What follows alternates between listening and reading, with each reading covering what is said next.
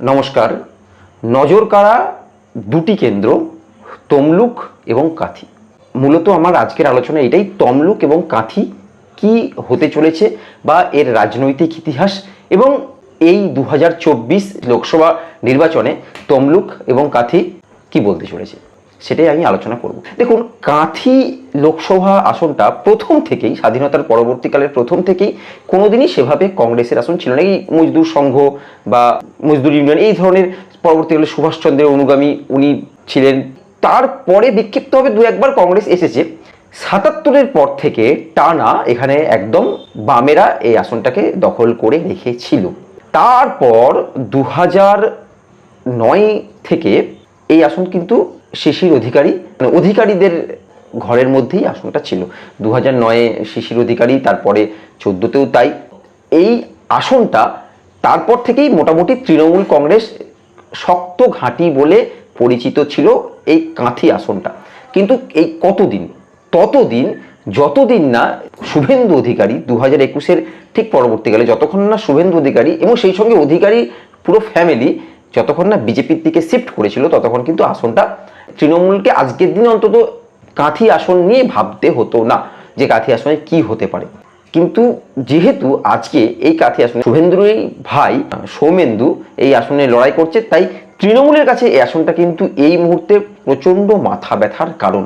দ্বিতীয়ত আরও একটি এই আসনের মাথা ব্যথার কারণ, সেটা হলো এই আসনে বামেরা কিন্তু কোনো প্রার্থী দেয়নি।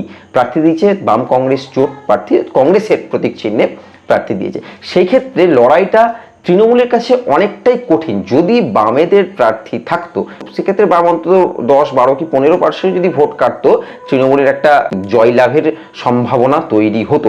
কিন্তু যেহেতু কংগ্রেস অর্থাৎ হাত চিহ্নের প্রার্থী আছে, সেহেতু উত্তম বারিকের এই মুহূর্তে জেতাটা কিন্তু খুবই মুশকিল। কিন্তু এটাও একটা ব্যাপার, উত্তম বারিক তৃণমূলের খুব কাছের লোক, এবং এই কাঁথি অঞ্চলে, পটাশপুর অঞ্চলের এই অঞ্চলগুলো, ভগবানপুর, পটাশপুর এই অঞ্চলে উত্তম বারিক কিন্তু কাজের মানুষ হিসেবে পরিচিত। সুতরাং এই সব কিছুকে ওভারকাম করে কিন্তু তৃণমূলকে জিততে হবে, এবং তৃণমূলের কাছে এত বড়ই চ্যালেঞ্জ। দ্বিতীয়ত বিজেপির কাছে যেটা সবচেয়ে বড় চ্যালেঞ্জ হলো, এই কাঁথি আসনটা এতদিন ধরে যে অধিকারী ফ্যামিলি ধরে রেখেছিল, সেই অধিকারী ফ্যামিলি থেকেই শুভেন্দুর ভাইকে এখানে বিজেপির থেকে টিকিট দেওয়া হয়। এখন শুভেন্দু বা অধিকারী ফ্যামিলির কাছে একটা বিরাট বড় চ্যালেঞ্জ। একইভাবে তাদের জনপ্রিয় কতটা আছে, তারা কতটা জনপ্রিয় সেটা ধরে রাখার জন্য তাদের বাড়ির একজনকে জিতাতেই হবে বা জিততেই হবে।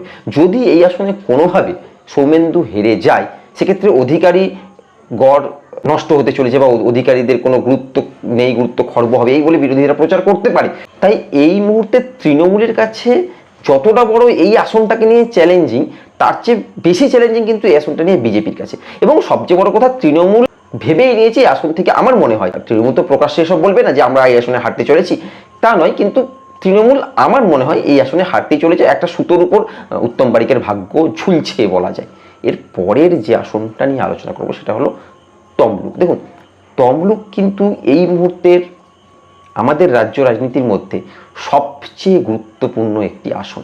সবচেয়ে, পশ্চিমবঙ্গের 42টা আসনের মধ্যে আমার মনে হয় তমলুক আসনটা সবচেয়ে বেশি গুরুত্বপূর্ণ। কারণ আমরা খুব ভালো করে জানি, এই তমলুক আসন থেকেই সতীশ সামন্ত, অর্থাৎ 52 থেকে 72 পর্যন্ত টানা বিজয়ী হয়েছেন সতীশ সামন্ত।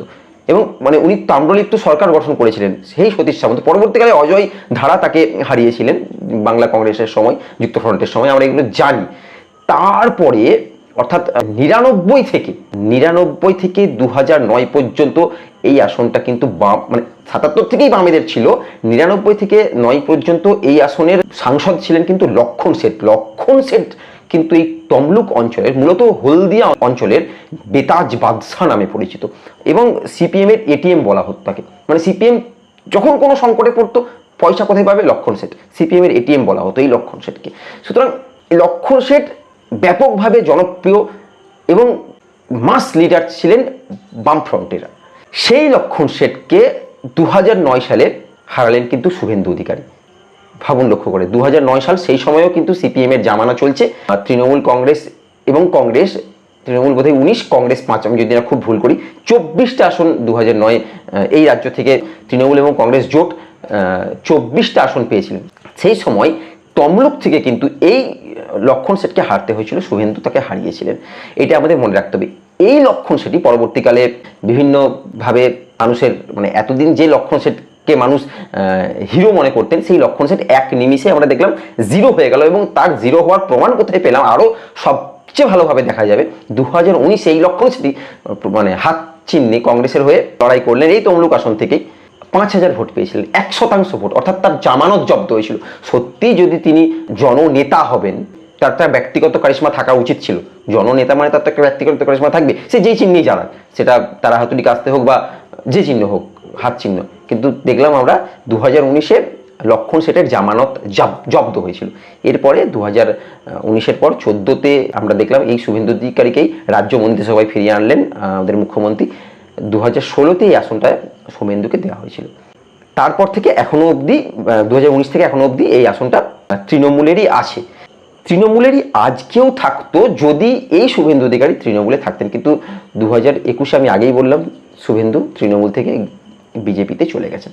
এখন লক্ষণীয়ভাবে একটা বিষয় খুব দেখার, লক্ষ্য করুন এই 2019-এ, ভালো করে লক্ষ্য করুন, যেটা মূল লক্ষ্যর বিষয়, 2019-এ এই আসন থেকে তৃণমূল ভোট পেয়েছিল 50%, 50% তৃণমূল ভোট পেয়েছিল এবং যার নেতৃত্বে ছিলেন শুভেন্দু অধিকারী 2019।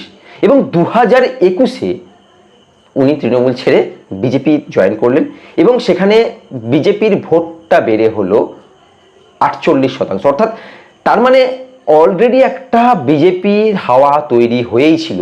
শুভেন্দু এসে সেখানে মাত্র 8% যোগ করতে পেরেছেন, এটাও কিন্তু মাথায় রাখতে হবে। অর্থাৎ শুভেন্দু এসেই যে একদম বিজেপির হাওয়া ঘুরিয়ে দিয়েছেন, বিজেপি নিয়ে চলে এসেছেন, এই রকমটা ভাবার কিন্তু কারণ নয়। কারণ 2019-এও কিন্তু শুভেন্দু তৃণমূলের হয়ে লড়াইটা করেছিলেন, তৃণমূলের সঙ্গেই ছিলেন। তখনও কিন্তু বিজেপি 40% ভোট পেয়েছিল এই তমলুক আসন থেকে। হ্যাঁ, বামেদের ভোট কমে 5.5-6% ভোট হয়েছিল। অর্থাৎ তার মানে বুঝতে পারছি এই বামের ভোটটা সম্পূর্ণভাবে রামে শিফট করেছিল তমলুক আসনের ক্ষেত্রে। ভালো করে বুঝুন, সেখানে 21-এর যে বিধানসভা নির্বাচন ওয়াইজ যদি আমরা দেখি, এই তমলুক আসনে 48% বিজেপির ভোট। সুতরাং আমি যেটা আগেও বললাম যে এই শুভেন্দু অধিকারী এসে মাত্র 8% ভোট বাড়িয়েছে। এবার আমি কেন বলছি যে এই আসনটা আমাদের পশ্চিমবঙ্গের সমস্ত আসনের মধ্যে সবচেয়ে বেশি গুরুত্বপূর্ণ, তার একটাই কারণ, আমরা ভালো করে জানি তৃণমূল আসার আগে রাজ্যে একটা বিরাট বড় আন্দোলন সংগঠিত হয়েছিল, যেমন সিঙ্গুর তেমন একইভাবে নন্দীগ্রাম। এই নন্দীগ্রাম অঞ্চলটা কিন্তু এই তমলুক আসনের মধ্যেই। এখন সমস্যা হচ্ছে এই তমলুক আসনেরই নন্দীগ্রাম বিধানসভা থেকে 2021-এর নির্বাচনে মমতা বন্দ্যোপাধ্যায় লড়েছিলেন।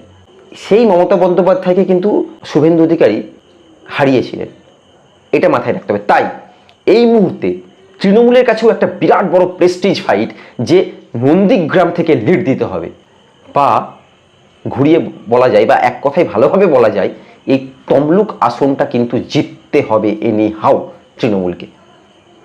একইভাবে বিজেপির কাছেও এই আসনটা বিরাট বড় একটা ফ্যাক্টর, কারণ এই আসনে যদি কোনোভাবে বিজেপি হেরে যায় তাহলে কিন্তু শুভেন্দুর জনপ্রিয়তা খর্ব হবে, জনপ্রিয়তা কমবে, সেটাও বিজেপির কাছে একটা মস্ত বড় চ্যালেঞ্জ। তাই বিজেপি কি করলেন, মানে উচ্চ আদালতের হাইকোর্টের বিচারক অভিজিৎ গঙ্গোপাধ্যায়কে এই আসনের জন্য উপযুক্ত প্রার্থী মনে করলেন। একইভাবে তৃণমূল মনে করলেন একদম যুবনেতা, তৃণমূলের আইটি সেলের প্রধান দেবাংশু ভট্টাচার্যকে প্রার্থী ঘোষণা করলেন। এরপরে চমক দিল হচ্ছে সিপিএম। দারুণ একজন একদম তরুণ তুর্কি নেতা, কাজ করতে পারে, সেই অদম্য ইচ্ছাশক্তি যার আছে, সেই রকমই একজন প্রার্থীকে দাঁড় করালো সায়ন ব্যানার্জি। আমরা সাম্প্রতিককালে সায়নের যে ধরনের বক্তব্য শুনছি, যে ধরনের মিটিং করছেন, যে ধরনের পথসভা করছেন, র্যালি করছেন, গতকালই আমি নন্দকুমারের একটা র্যালিতে দেখলাম অসংখ্য লোক হয়েছে, মানে প্রচুর লোক হয়েছে, কয়েক হাজার লোকের সমাবেশ হয়েছে কালকে নন্দকুমারের সায়ন ব্যানার্জির মিছিলে। এবং সায়ন ব্যানার্জি নিজে হেঁটে হেঁটে গেলেন, আমি সায়ন ব্যানার্জির সঙ্গে হাতও মেলালাম। তো সেই সূত্র দেখলাম সায়ন ব্যানার্জিকে যতটা কাছ থেকে দেখলাম অত্যন্ত মাটির ছেলে। যেমন সায়ন ব্যানার্জি মাটির সঙ্গে মিশতে পারছেন, একইভাবে দেবাংশও কিন্তু পারছেন, কিন্তু বুমেরাং হয়ে গেছে এই অভিজিৎ গাঙ্গুলি না মানুষের সঙ্গে সেইভাবে মিশতে পারছেন। এবং ভোট ঘোষণার পর থেকেই বা অভিজিৎ গাঙ্গুলি প্রার্থী হবার পর থেকে একটার পর একটা ভুলভাল বাজে মন্তব্য করে চলেছেন। কখন বলছে শুভেন্দুকে কি দেখা গেছে, নোট মুড়িয়ে দেখা গেছে, কোনো প্রমাণ আছে, কখনো বলছে মমতা বন্দ্যোপাধ্যায়কে ক টাকায় কিনতে পারা যায়, উল্টো পাল্টা। এখন বিজেপি নিজেও বুঝতে পারছে যে এই অভিজিৎ গাঙ্গুলি তাদের বলে না গোদের উপর বিস্ফোরা। আপনি লক্ষ্য করুন, যদি জিতেও যায় বেশি দিন একে নিয়ে সার্ভাইভ করা খুব মুশকিল হবে বিজেপির পক্ষে থেকেই, মিলিয়ে নেবেন আপনারা এগুলো। তাই এইখানে লড়াইটা কিন্তু তিনটে দলের পক্ষে খুব গুরুত্বপূর্ণ। এক, বিজেপির, কারণ আজকের দিনে এই লড়াইটা কিন্তু আর অভিজিৎ গাঙ্গুলির লড়াই নয়, এখন লড়াইটা হয়ে গেছে শুভেন্দু অধিকারী। কারণ অভিজিৎ গাঙ্গুলিকে প্রথমেই, অভিজিৎ গাঙ্গুলি যখনই ভোটে লড়ার সিদ্ধান্ত নেন বা প্রার্থী ঘোষণা করা হয়, সেই মুহূর্তেই জনমানসে একটা প্রচার ছড়িয়ে গেছে অভিজিৎ গাঙ্গুলি জিতে যাচ্ছে, অভিজিৎ গাঙ্গুলি জিতে যাচ্ছে, অভিজিৎ গাঙ্গুলি জিতে যাচ্ছেন। কিন্তু দিন যত যাচ্ছে, যত সময় এগোচ্ছে, কোনো বড় বড় সেফোলজিস্টরা কেউ যত বিশ্লেষণ করুক, বিচার বিশ্লেষণ করুক, অ্যাকচুয়ালি তমলুক আসনে যে কি হবে কেউ বলতে পারছে না। আমি গতকাল গেওখালি গেলাম, গেওখালি সেখানে 2-4 জনের সঙ্গে কথা বললাম, তারা বললো আমরা সায়ন ব্যানার্জির সঙ্গে আছি। একইভাবে নন্দকুমারে মিটিং হচ্ছে, সেখানে একদম কম বয়সী 22, 24, 25 বছরের ছেলেদের সাথে কথা বলছি, তারা বলছে না আমরা জয় শ্রীরাম।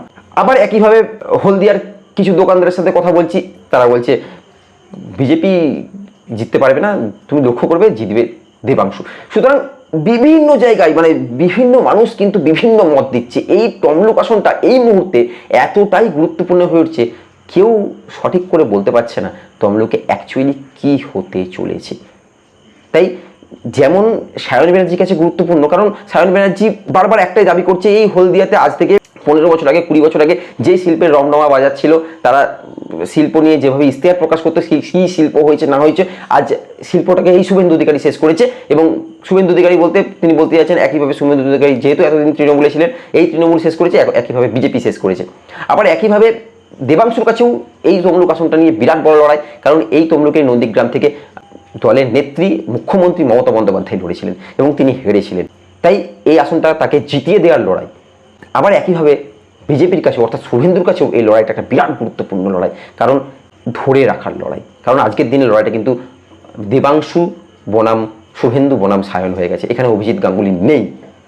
আগামী দিনে আমরা বুঝতে পারবো 4 তারিখ কি হতে চলেছে এই আসনটা, এই দুটো আসনই। তবে কাঁথি, আমার মনে হয় কাঁথি জিততে চলেছে বিজেপি। তমলুক কি হবে, আমি আগে বলেছিলাম তমলুক বিজেপি জিতবে, কিন্তু যত দিন যাচ্ছে আমি বলছি তো প্রতিদিন সমীকরণ কিন্তু একটু একটু একটু একটু করে পাল্টে যাচ্ছে। সুতরাং তমলুক কি হবে এই মুহূর্তে আবার বলা যাচ্ছে না। 4 তারিখ হয়তো সন্ধ্যের দিকে কি রাত্রের দিকে আমরা চেষ্টা করব বলার। আজ এ পর্যন্তই, ভালো থাকবেন।